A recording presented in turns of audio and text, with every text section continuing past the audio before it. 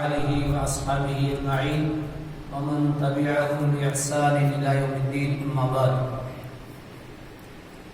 أعوذ بالله من الشيطان الرجيم بسم الله الرحمن الرحيم الله الذي جعل لكم الأنعام لتركبوا منها ومنها تأكلون ولكم فيها منافع ولتبلغوا عليها حاجة في صدوركم وعليها وعلى الفلك تحملون وَيُرِيكُمْ آيَاتِهِ فَأَيَّ آيَاتِ اللَّهِ تُنْكِرُونَ۔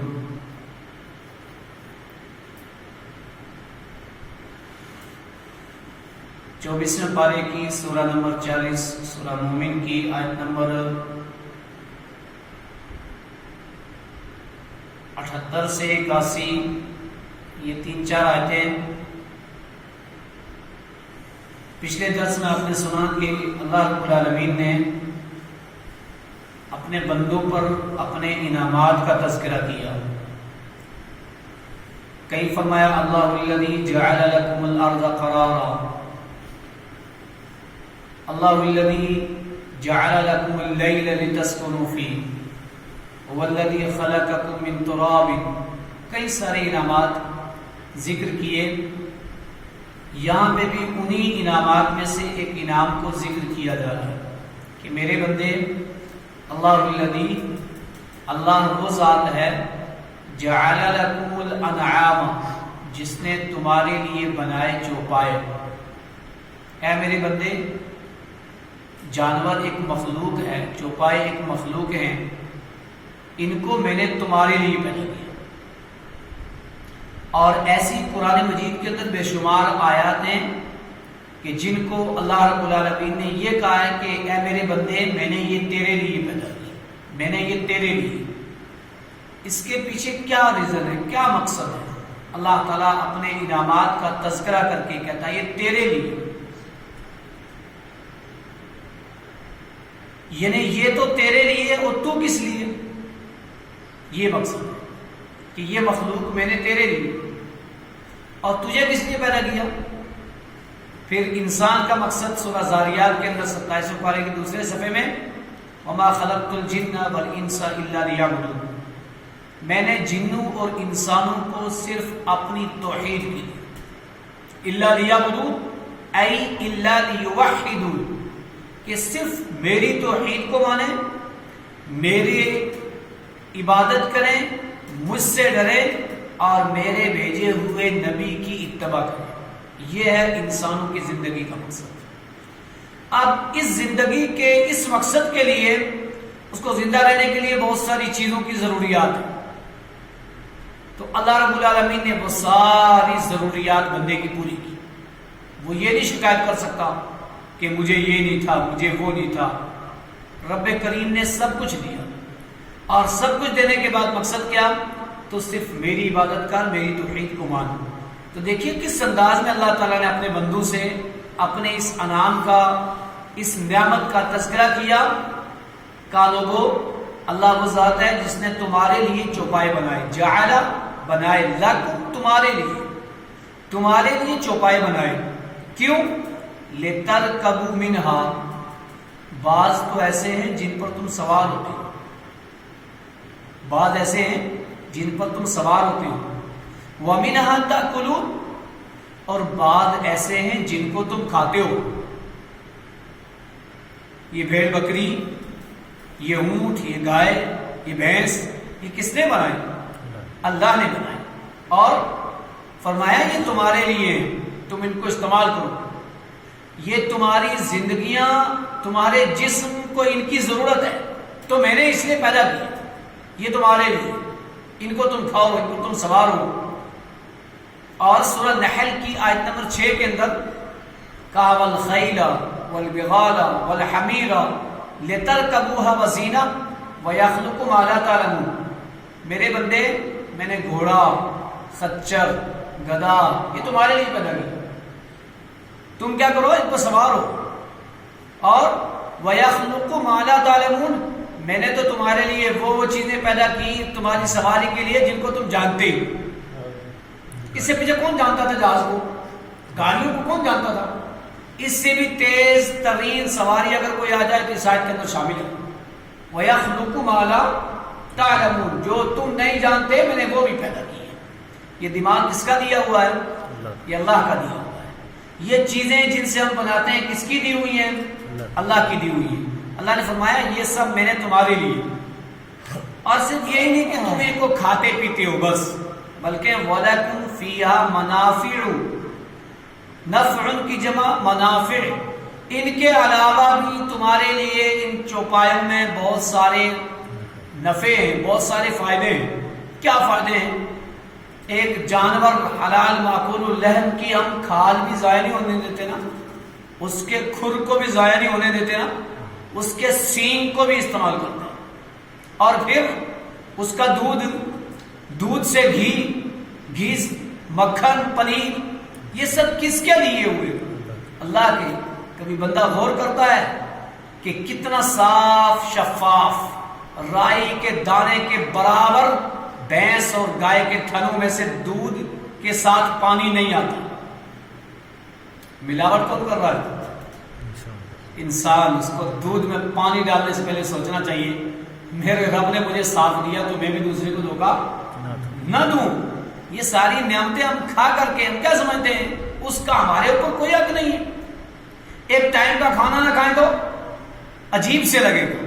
یہ سب کھاتے ہیں نا، لیکن اگر جس نے صبح کا ناشتہ کیا اور فجر کی نماز نہیں پڑھی، صبح کے اذکار نہیں کیے، تلاوت قرآن نہیں کی، قرآن مجید کی ایک آیت کو نہیں سمجھا، ایک حدیث کو نہیں سمجھا، اس کو سورہ رحمان پڑھنی چاہیے. اللہ رب العالمین نے کتنے مقامات پر فرمایا ہے فَبِأَيِّ آلَاءِ رَبِّكُمَا تُكَذِّبَانِ، میری کون کون سی نعمتوں کا تم انکار کرو گے؟ کتنی نعمتیں ہیں، بے شمار نعمتیں ہیں. قرآن نے کہا وَإِن تَعُدُّوا نِعْمَةَ اللَّهِ لَا تُحْصُوهَا، تم اللہ کی نعمتوں کو شمار میں لانا چاہو تو نہیں لا سکتے.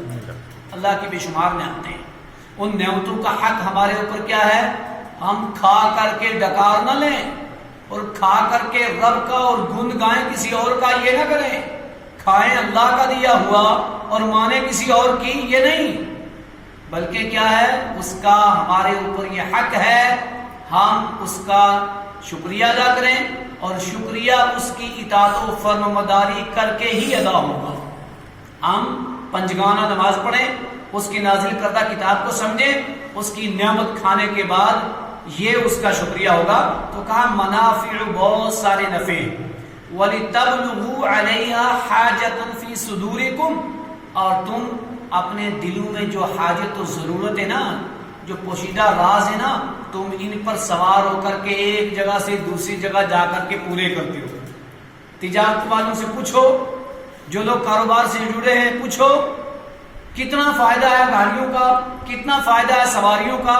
اللہ نے کہا یہ تم دلوں کے رازوں کو اپنے پیٹ کے لیے، اپنے دنیا کے لیے سفر کر کے ایک دوسری جگہ جا کر کے پورے کر لیتے ہو، لیکن اگر تم نے اپنا مقصد ایک دوسری جگہ جا کر کے نہ سمجھا، میرے دین کو نہ سمجھا، تو کھانا پینا کمانا رہنا یہ کمال نہیں ہے. کمال یہ ہے اس کے ساتھ ساتھ اس رب کی عبادت کرو، اس کے نبی کی اتباع کرو، تو تم ان سواریوں پر سوار ہو کر کے اپنی دلوں کی حاجتوں کو پورا کرتے ہو.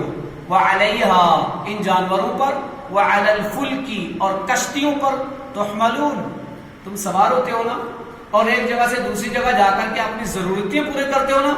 جس طرح سے تم اپنی ضرورت پوری کرتے ہو نا، تمہاری ضرورت سے پہلے تمہاری ضرورت ہے تمہارے دین کا سمجھنا، تمہیں تمہارے رب کی معرفت، تمہیں تمہارے دین کی معرفت، تمہیں تمہارے رسول کی معرفت، پھر تمہیں تمہارے صحابہ کی معرفت. یہ تمہارے اوپر فرض ہے. تم اس کی تعلیم حاصل کرو، اس کو سیکھو، اس کو سمجھو، اور پھر اس راستے پر چلو جس راستے پر تمہیں چلنے کے لیے اس قرآن نے کہا ہے. اس کے ساتھ ساتھ تم دنیا کماؤ نا. المؤمن القوی خیر من المؤمن الضعیف، قوی مومن ضعیف مومن سے بہتر ہے. آپ ہر فیلڈ میں آگے جاؤ، لیکن اپنی توحید کو لے کر، اتباع رسول کو لے کر، پنجگانہ نمازوں کو لے کر، عبادات کو لے کر، اگر یہ چیزیں نہیں ہیں، تم جو کچھ بھی کر لو دنیا میں، اس کا فائدہ تمہیں دنیا ہی میں ملنے والا ہے، کل آخرت میں کچھ بھی نہیں ہے. اللہ رب العالمین نے سورہ ہود آیت نمبر 16 کے اندر فرمایا من کان یرید الحیات الدنیا وزینتها، جن لوگوں کا ارادہ دنیا اور اس کی زینت کا ہونا، کھاؤ کماؤ مکانات بناؤ اچھی گاڑیاں، کتنی ایک دوسرے سے حسد اور آدمی کے دل میں فوراً اٹیک آتا، او اتنی اچھی گاڑی اس کی، میری بھی ہو، اتنا اچھا مکان اس کا، میرا بھی ہو۔ صحابہ رشک کرتے تھے کس چیز میں؟ اچھا یہ اتنا خرچ کر رہا ہے، میں بھی کروں۔ ابو بکر صدیق اور عمر فاروق نے آپس میں کیا کیا تھا؟ یہی تو کیا تھا نا، یہی مسابقہ کیا تھا کہ آج تو میں ابو بکر سے آگے بڑھوں گا۔ لے کر کے آئے، اللہ کے نبی نے پوچھا کیا لائے ہو؟ کہا آدھا لے آیا آدھا چھوڑا ہے۔ ابو بکر سے پوچھا آپ کیا لائے ہو؟ اللہ کے دین کی سربلندی کے لیے۔ کہا بس اللہ کا نام ہے گھر میں، کچھ نہیں چھوڑا، سب اٹھا رہا ہے۔ وہ ان چیزوں میں کرتے تھے، اچھا یہ ایسا تو ہم بھی ایسا، ان کو اتنی حدیثیں یاد، ان کو یہ چیز، ان کو یہ آتا ہے، ہم بھی ایسا کریں گے۔ صحابہ اکرام مدینے میں کیا کہتے تھے کہ یہ انصار یہ خرچ کرتے ہیں، یہ ہم سے آگے نکل گئے، اللہ کے نبی ہمارے پاس تو کچھ نہیں، ہم کیا کریں؟ بولو نا یہ مسابقہ نہیں آج ہمارے درمیان دنیا کی ٹیکنالوجی کا بھی، پڑھائی کا، دنیا کی آخرت کی پڑھائی، وہ 3rd نمبر پہ، وہ جس نے جو کہہ دیا وہی صحیح، باپ دادا کا جو دین چل رہا ہے بس وہ ریڈی میڈ وہی صحیح۔ کہ ریڈی میڈ دین نہیں بھائی، دین نام ہے قرآن کا، دین نام ہے حدیث رسول کا۔ تو صحابہ اکرام نے جب یہ بات کہی تو اللہ کے نبی صلی اللہ علیہ وسلم نے کیا فرمایا؟ تم ہر نماز کے بعد 33 مرتبہ سبحان اللہ، 33 مرتبہ الحمدللہ اور 34 مرتبہ اللہ اکبر پڑھا کرو۔ پھر مہاجر صحابہ نے کہا اللہ کے نبی یہ تو انصار بھی کرتے ہیں، یہ تو وہ بھی پڑھتے ہیں، ہم سے آگے نکل جائیں گے۔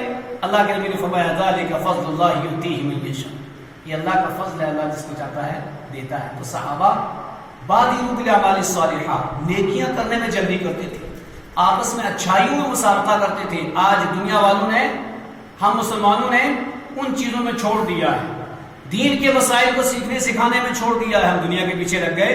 اللہ کی دی ہوئی نعمتیں کھا کر کے اگر ہم نے یہ سب نہیں کیا تو اللہ نے کیا فرمایا؟